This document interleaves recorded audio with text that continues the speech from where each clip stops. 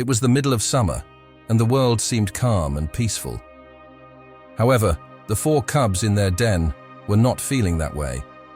It had been 2 days since their mother went hunting and never returned. Hunger was beginning to torment the young predators. At first, the cubs waited patiently, but then they started to whine with anxiety, as if they sensed trouble. When their stomachs began to cramp from hunger, they started to howl pitiably, trying to communicate their desperate situation to the world. After surviving another night without their mother, the cubs decided to leave the den for the first time, venturing out into the vast world. Everything seemed scary and dangerous to them, but their empty stomachs were urging them on in search of food. They made it to a clearing, only to be startled by a sudden rustle in the bushes. Breaking branches, the cubs rushed into a pile, clinging to each other. Immediately, the ground gave way beneath them, plunging them back into darkness. "Caesar," Anton called to his elderly dog. She emerged from the bushes with her huge muzzle, and the dog gazed intently at her owner, as if trying to understand what he was saying. It was urgent. The man smiled. "Oh, come for a walk. I thought you might be missing somewhere." The dog seemed to comprehend his words and immediately disappeared into the green foliage. Anton sat on a stool and adjusted his rod, as if this could somehow hasten another bite. "Why did I come to this lake today?" he thought with annoyance, glancing at the scorching sun. The old man muttered to himself, "I thought it would be cooler in the forest and the fish would bite." Suddenly, Caesar jumped out with a loud bark. The huge dog was clearly agitated by something. "What are you doing, friend?" Anton asked, surprised. "Did you meet someone?" The smart dog jumped away from his owner, continuing to bark invitingly, as if beckoning someone. "You're acting strange today." Anton was surprised again, slowly getting up from the table, still not understanding what the dog wanted from him. Caesar seemed to be waiting for something. He immediately jumped into the bushes, calling the owner from there. Anton followed the worried dog. After walking a few hundred meters, he saw his dog near the edge of a bear trap.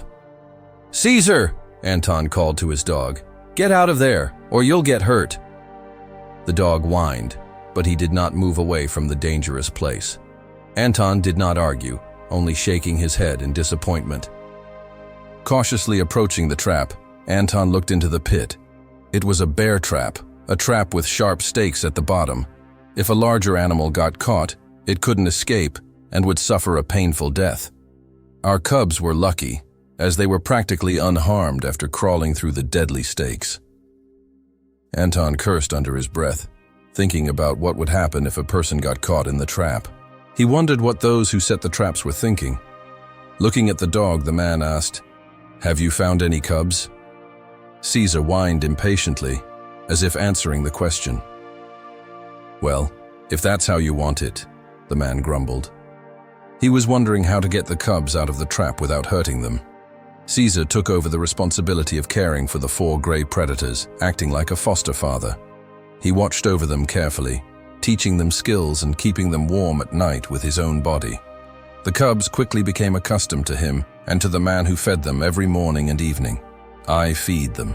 The wolf's body allowed the predators to recover from stress and start to thrive, to grow up intensively. By the end of autumn, the cubs had already become independent teenagers, able to hunt and forage for themselves.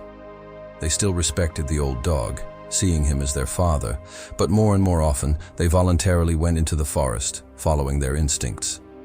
And by spring, the wolves had gone for good. Caesar was very worried. Now he accompanied his owner on forest walks less and less, preferring to stay at home. "What's wrong, old friend?" Anton would ask, patting his dog's head. "They're young people. They need freedom, just like you and me." The dog, happy with the owner's attention, would try to respond to his caresses, but would still refuse to go for a walk.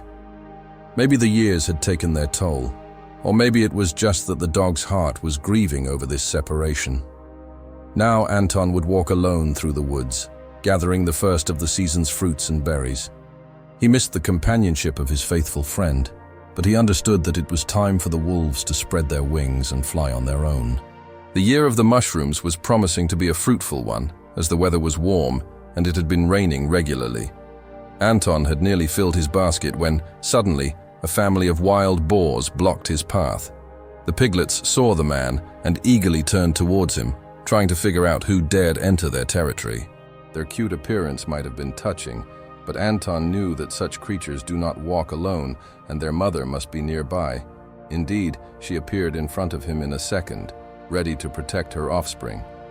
This fierce and strong animal can fight back even against a wolf. A human cannot stand against it. Anton was well aware of this and immediately left his mushrooms, rushing to the nearest tree and climbing it. However, luckily for him, the boars did not pursue him. We were considering leaving this place. The unhappy mother walked around the tree, looking back to see the man hiding upstairs. She wanted to get rid of the insolent man and tear him apart. This is bad, Anton thought. So she's going to make me spend the night here. And finding nothing better, the man started screaming for help. It is unknown how long he would have to sit in the tree, but soon he noticed wolves beginning to appear in the clearing one by one. What are they doing here, so close to the village? But then it dawned on him. After all, these were his cubs who had come to his rescue.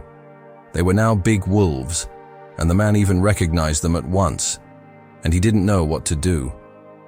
The wolves began circling around the boar herd, playing with their prey as if in a deadly dance. The pigs couldn't take it anymore and rushed into the thicket with all their might. Taking her offspring with her, the wolves immediately chased after them. Anton was able to escape and took shelter, where he spent the night thinking about how the gray predators had come to his aid and saved him from a possible massacre. For some reason, tears rolled down his cheeks. Not because he was afraid, but because he realized that even wild animals can understand kindness and know how to be grateful. Dear viewers, what do you think about this story? If you liked this video, please leave a comment and let us know. And if you enjoyed it, please like and subscribe to our channel.